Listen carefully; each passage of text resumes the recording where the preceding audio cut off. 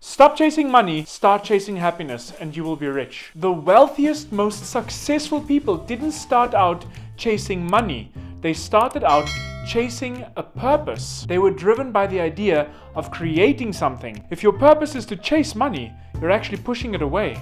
Let me explain. Have you ever noticed the more desperate someone is for something, the harder it is for them to get? It's like trying to catch water with your bare hands. It just slips right through. This is thanks to the law of reverse effort. It's not a law like if you drive through a red traffic light, you're going to get a fine, but more of something rooted in science. It states that the more you force something, the harder the resistance becomes. You might have heard the phrase, fake it till you make it.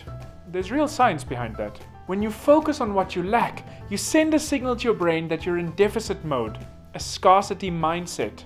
This mindset not only makes you prone to impulsive, poor financial decisions, but also completely burns you out because you're always in survival mode rather than in growth mode. Let's break this down with a little bit of science. Your brain can't distinguish between a real situation and a vividly imagined one. This is why visualizing successfully works. Not because you magically change the universe, but because you subconsciously change your behavior. For example, if you imagine yourself as confident and successful and money comes to you super easily, your brain starts to adopt that attitude. You no longer scramble and panic over every dollar. I'm not saying you should go spend $300 on a piece of cheese, but you will automatically make smarter, more confident decisions. Studies actually show that people with an abundance mindset rather than a scarcity mindset are more likely to attract opportunities. Because if you act as if you already have what you desire,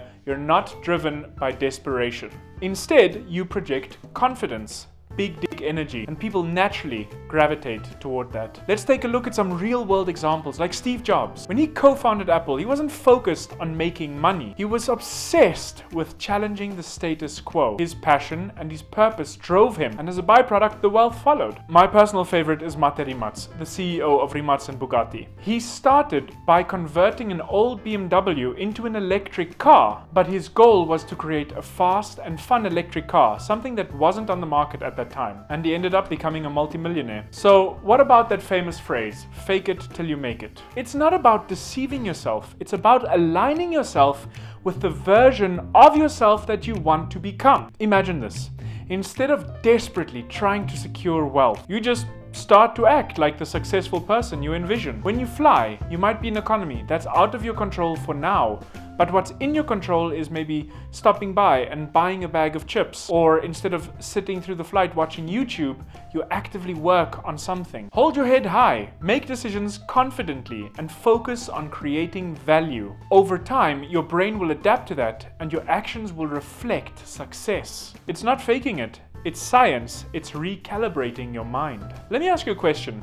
Have you noticed that the moment you stop obsessing over a goal, things start to work out? It's not a coincidence. When you're not consumed by desperation, you're free to enjoy the process. And the more you enjoy the process, the more success naturally gravitates towards you. You know, there's research from Stanford University that says envisioning success activates the same neural pathways in your brain as actually achieving it. In other words, your brain starts to treat your vision as if it were reality. That's not just feel-good advice, that's actual neuroscience. Now that we understand the theory, how do we put it into practice? The easiest way to shift your mindset from chasing money to attracting wealth is by celebrating your micro wins. Just being grateful. Start with something simple. If you wake up at 6:30 instead of 8, celebrate it. When you acknowledge and celebrate process, you tell your brain that you're moving in the right direction. Here's a quick exercise for you.